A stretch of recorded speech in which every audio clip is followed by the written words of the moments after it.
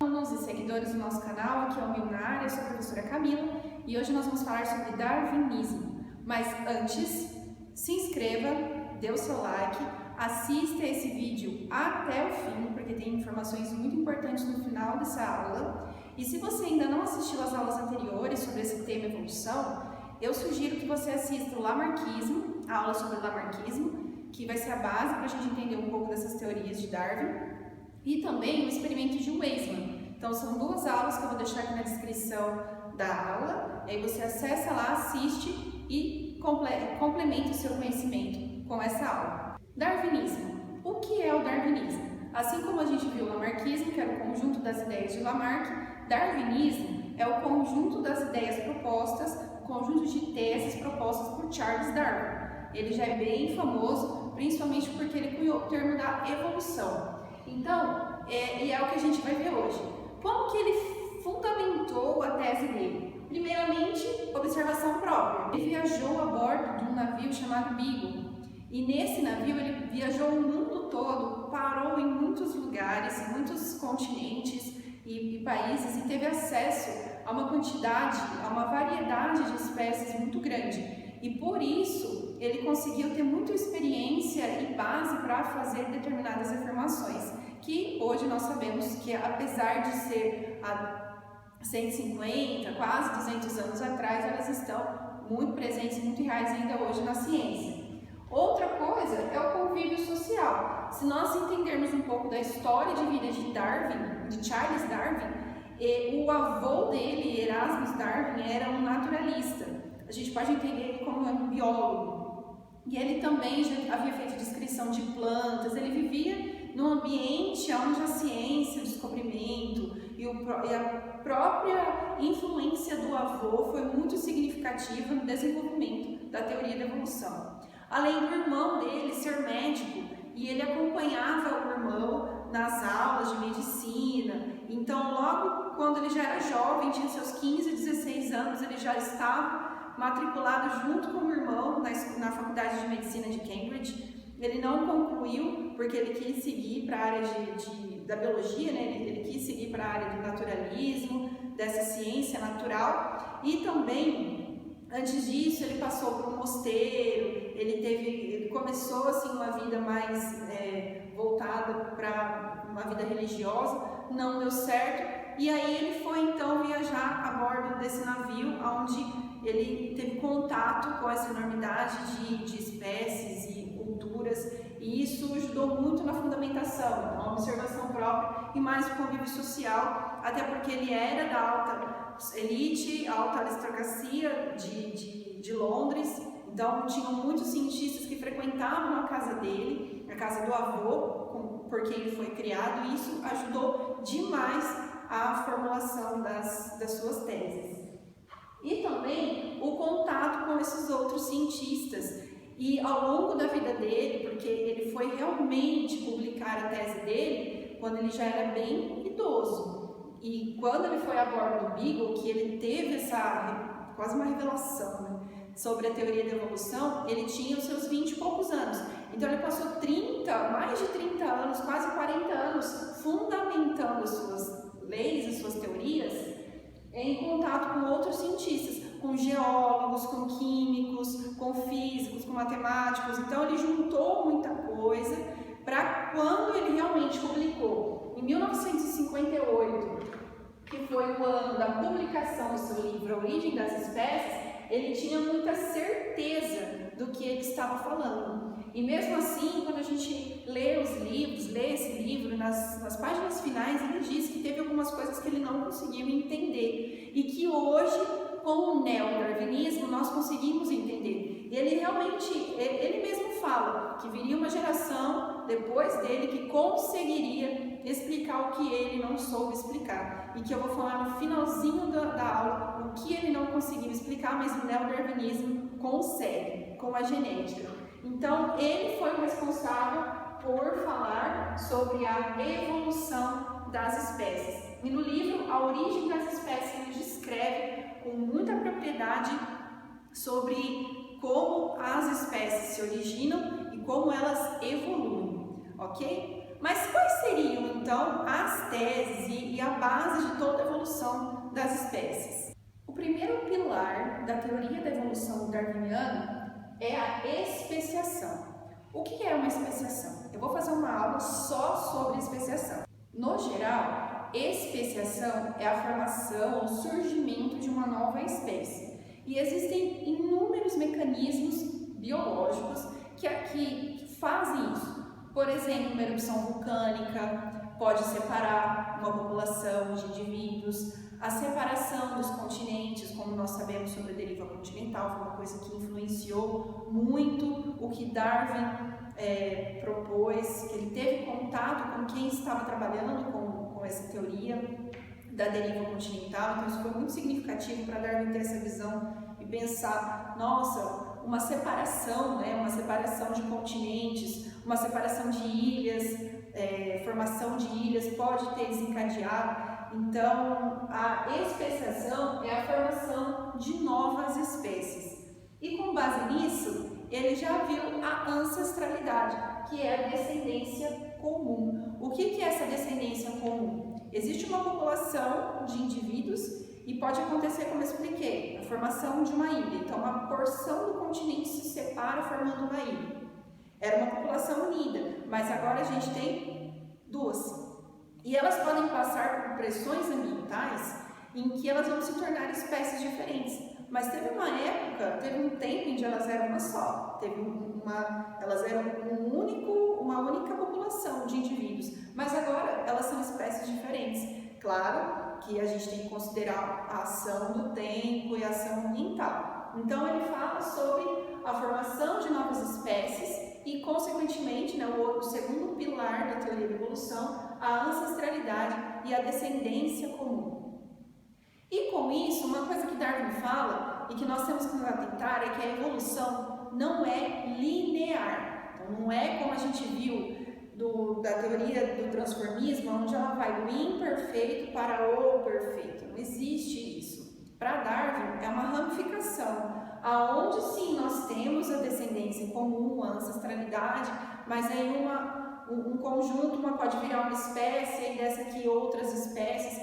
Então, a evolução não é linear, é gradual, certo? E quem que é o agente mais importante? Quem que atua selecionando? O meio ambiente. E aí que ele fala da seleção natural. Então, é importante a gente ter bem claro o que seria essa seleção natural, por isso eu coloquei aqui essa frase que explica. Alguns indivíduos da população podem contribuir com uma descendência maior, ou seja, com uma prole maior, uma quantidade de filhotes a mais do que outros. Mas, desta forma, a composição da população inteira irá mudar. Porque pensa, dois indivíduos, macho e fêmea, eles vão ter um filhote. A característica deles vai passar para esse um filhote. Só que se nós pegarmos um outro casal e eles tiverem 3 filhotes, então agora a gente já tem 5 indivíduos e não mais 3, onde existe essa característica. Mas se essa característica aqui for mais apta, então esse casal, essas características, tendem a estar mais presentes na população do que esses 3. Mas, vamos supor, esse casal teve um filhote. Então aqui a gente tem 3 indivíduos com características semelhantes, digamos assim. E acontece que essas características são aptas. E aí então, esse casal com os 3 filhotes desaparece e a população vai ficar então com as características dessa prole, dessa composição. É mais ou menos isso que a seleção natural fala, que Darwin falava sobre a seleção natural. E é o agente que seleciona é o meio ambiente. Então nós temos aqui, o ambiente é o agente selecionador. Por quê? As características dos seres vivos, elas podem ser aptas àquele ambiente, como elas podem não ser aptas. Se elas são aptas, se o ser vivo está em condições de sobreviver, por isso, apto, adaptado, ele vai sobreviver. Enquanto aquele que não tem condições de sobreviver, ele não vai se reproduzir, não vai sobreviver, não vai continuar na população, tá? Então aqui é o que realmente exprime a verdadeira teoria evolucionista. Os indivíduos, a gente pode pôr todos os seres vivos, a população de cachorro, a população de gato, a população de girafa, a população de leão. Então, os indivíduos mais aptos, ou seja, aqueles que têm características adequadas para se viver ali naquele ambiente, ao meio ambiente, têm mais chance de sobreviver do que os indivíduos menos aptos. Existem indivíduos aptos e existem indivíduos não aptos. Aqueles que estão adaptados a viverem naquele ambiente, sobreviver. Sobreviver ao quê? O que seria essa sobrevivência? A competição por recursos. E aqui eu deixo também o link para vocês assistirem aula sobre relações ecológicas, onde eu mostro várias relações e algumas adaptações que os seres vivos têm para a sobrevivência ou para lutar pela sobrevivência. Então existe sim a adaptação, que era uma coisa que Lamarck tentou dizer, mas não deu muito certo no que ele tentou dizer sobre adaptação, mas Darwin já falou, o ser vivo, o indivíduo está apto, ele está adaptado, não tem uma transição, uma adaptação ou um esforço adaptativo, ele está adaptado ou não, tá? E para quê? O que ele luta? Pelo que ele luta? Pela luz, luminosidade, pela água, pelo alimento, por parceiros sexuais, para a defesa dos filhotes, para não ser uma presa fácil, ou seja, ele luta para sobreviver e luta por recursos alimentares, territoriais, reprodutivos. Os sobreviventes, então aqueles lá que têm características que tornam eles aptos, os sobreviventes conseguem se reproduzir. E essa reprodução gera então descendentes com a característica adaptada. E as características aptas são transmitidas para as próximas gerações e, consequentemente, a população evolui, a espécie evolui, a população é transformada. Lamarck pensou na transformação individual e, por consequência, toda uma geração depois dele é transformada. Darwin propõe uma transformação da espécie. E aí sim, isso acontece. A gente vê que a espécie vai tendo uma tendência de uma característica se estabelecer no ambiente, já que o ambiente selecionou para que aquela característica seja estabelecida. Mas, enquanto outras, não, já foram deixadas de lado. Darwin diz, então, sobre a evolução da espécie inteira, não do indivíduo.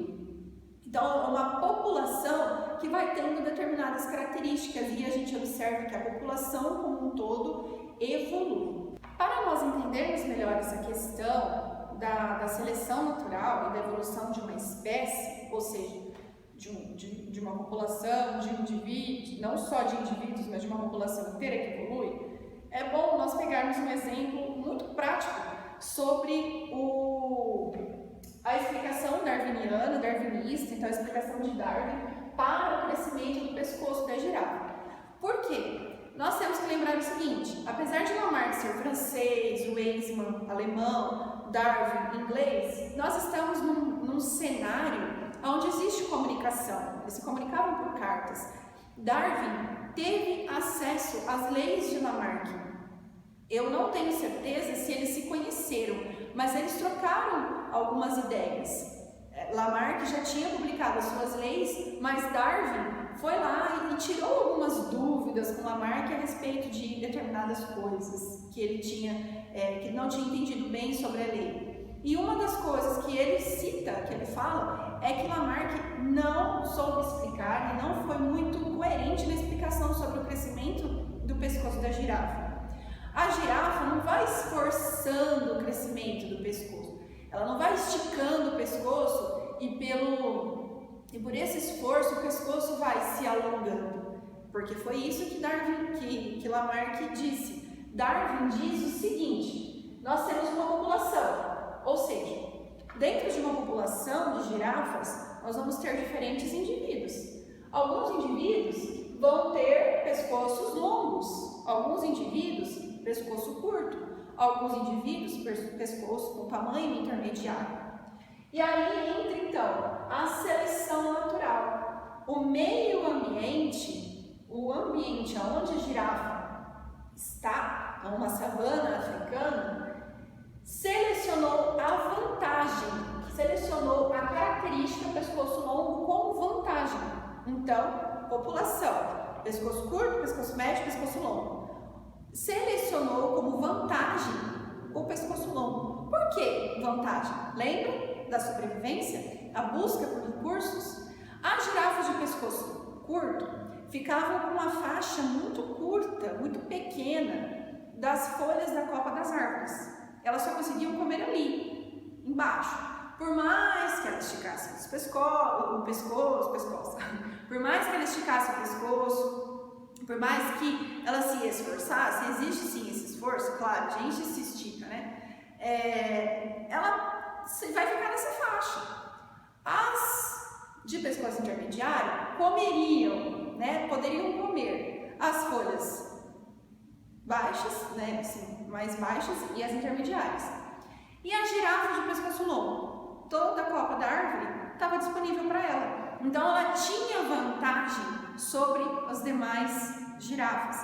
O grupo de girafa com pescoço longo tem vantagem evolutiva sobre as girafas de pescoço curto e intermediário. Por isso, sobrevivência, certo? Tem mais alimento, tem mais chances de sobreviver. A sobrevivência, ela está saciada, ela está bem, comeu, se alimentou, ela vai se reproduzir. Então aqui, após essa luta pela sobrevivência, tá ok para ela, o grupo, né, a girafa de pescoço longo vai se reproduzir. E essa reprodução vai gerar então descendentes com pescoço longo, ok?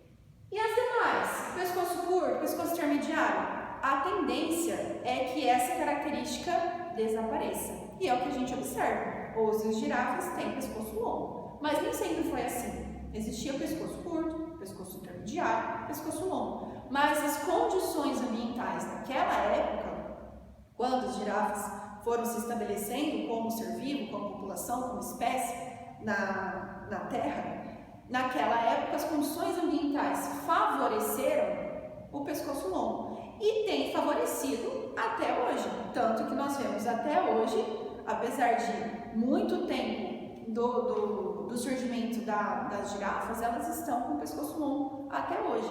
Então o ambiente continua selecionando um pescoço longo e não pescoço curto ou intermediário. Caso as condições ambientais mudem, vamos supor, mudou as condições ambientais, pescoço longo agora não é mais vantagem, uma nova característica pode surgir, uma nova espécie de girafa pode surgir, ok? Darwin utilizou um exemplo bem prático para explicar o que pode acontecer com uma população de indivíduos quando ocorre uma mudança no agente selecionador, no caso, uma mudança no meio ambiente. Para isso, nós vamos utilizar o exemplo das mariposas. Na época que Darwin explicou, a grande população de mariposas da época, em Londres, estamos em Londres, era clara, então ela tinha uma pigmentação clara. Por quê? Isso facilitava no momento da camuflagem.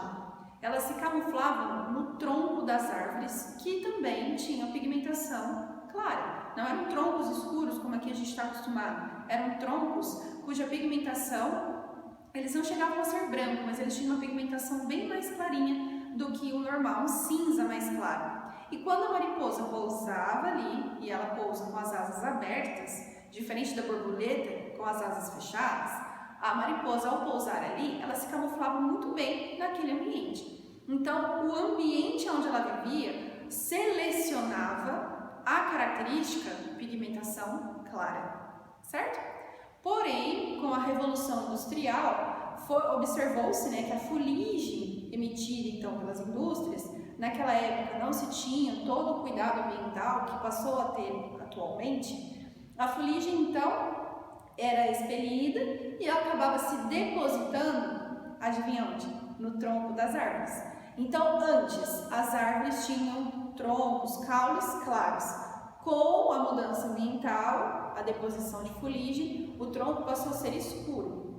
E o que vai acontecer? Uma evidenciação, uma evidência maior da mariposa, que agora pousava ali, continuava com a vida dela normal, pousando naquele tronco, como sempre pousou, mas agora o tronco não era mais claro, era um tronco escuro. Então eu elaborei um esquema para vocês conseguirem entender, podem até dar um print na tela, copiar no seu material de estudo. Então as mariposas se camuflavam devido à pigmentação branca. Porém, com a Revolução Industrial, o depósito de fuligem fez o quê? Tronco escuro, mariposa clara, alvo fácil para predadores, pássaros no geral. Então, agora, nós observamos uma baixa quantidade no número de mariposas, uma queda no número de indivíduos. Então, nós tínhamos uma população, sei lá, milhões de mariposas, que continuaram pousando no tronco escuro agora. E ela passou a ser, então, uma evidência, um alvo fácil para os predadores. Com isso, pelo processo da predação, foi, então, diminuindo o número de mariposas claras. Mas o número de mariposas agora com a pigmentação escura começou a aumentar gradativamente. Antes, as condições ambientais favoreciam a pigmentação clara. Agora, as condições ambientais favorecem a pigmentação escura. Antes favorecia a pigmentação clara. Agora mudou-se o ambiente, mudou o agente selecionador e a vantagem não é mais ter uma pigmentação clara, mas ter uma pigmentação escura. Então, as condições ambientais agora favorecem a seleção natural das mariposas com a pigmentação escura. Quem está mais apto agora? As mariposas com pigmentação escura, enquanto que antes eram as mariposas claras. Existia um número, seria mais ou menos assim para vocês entenderem, de 100%, 99% eram mariposas com pigmentação clara e 1% pigmentação escura. Com essa mudança nas condições ambientais, uma mudança no que agora é apto, a mariposa com a pigmentação clara não está mais apta àquele ambiente, mas a mariposa com a pigmentação escura está apta a sobreviver, sobrevivendo se reproduzindo, aumenta o número, aumenta a quantidade de indivíduos com aquela característica, a pigmentação escura, certo? Espero que isso tenha trazido mais luz para a teoria da evolução, que é uma coisa um pouco mais complexa para se entender, mas com esses exemplos ficam claros, fica mais claro a aplicação dessa teoria. E eu gostaria que vocês assistissem então a aula sobre relações ecológicas, que vai dar muita luz à camuflagem, à predação, onde eu explico com mais detalhes essa relação entre os seres vivos de espécies diferentes. Então, né, aqui a gente está falando de uma camuflagem planta e inseto, aqui indivíduos da mesma espécie, mas com características diferentes. E lembrando que uma coisa que Darwin não conseguiu explicar é porque dentro de uma população existiam indivíduos diferentes. Ele sabia que existia, né? Se você olhar para o ser humano, existem indivíduos que são de um jeito, indivíduos que são de outros, mais altos, mais baixos, e assim vai. Mas ele não soube explicar por que dentro de uma população os indivíduos eram diferentes. Só ele observou que eram, de fato. Então, dentro de uma população de mariposas da mesma espécie, haviam aquelas, então, que eram claras e eram escuras. Mas o ambiente selecionava primeiramente as claras e depois, com a mudança ambiental, passou a selecionar a característica escura. Hoje nós temos a noção, nós temos a consciência da genética. Então, por que essa diferença? São as mutações, são as características genéticas, é a informação contida dentro dos genes. Na época de Darwin, isso não existia, porque ainda não havia sido elucidada a estrutura molecular do DNA. Se você também tiver curiosidade para aprender um pouco mais sobre isso, tem uma videoaula minha sobre a estrutura do DNA. Então, a matéria de Darwin, o darwinismo, ela ramifica para muitas outras áreas dentro da biologia. Por isso que ela é tão importante. Vejam lá essa aula sobre DNA e a estrutura dela. Ele foi elucidado apenas na década de 60, enquanto o Darwin, que nós estamos falando, quando ele realmente publicou, em 1800. Então, um século antes, quase 100 anos antes. Então, nós temos aí que ainda Darwin não conseguiu explicar determinadas coisas porque ele não sabia, não tinha esse conhecimento científico na época. Apesar de Mendel, que é o pai da genética, já ter deixado seus escritos, ele já tinha feito as pesquisas com as ervilhas, mas ele não havia publicado. E as pessoas, então, a comunidade científica não teve acesso. Por isso que demorou-se tanto tempo para se saber sobre o DNA e as estruturas. Então, uma coisa que Darwin diz até no livro da origem das espécies é que ele não soube explicar por quê essa diferença de pigmentação, diferença de características como da girafa que a gente viu, mas existia. E aí o ambiente seleciona aquele que está mais adaptado àquelas condições. Espero que vocês tenham gostado, deixe seu like, até a próxima aula.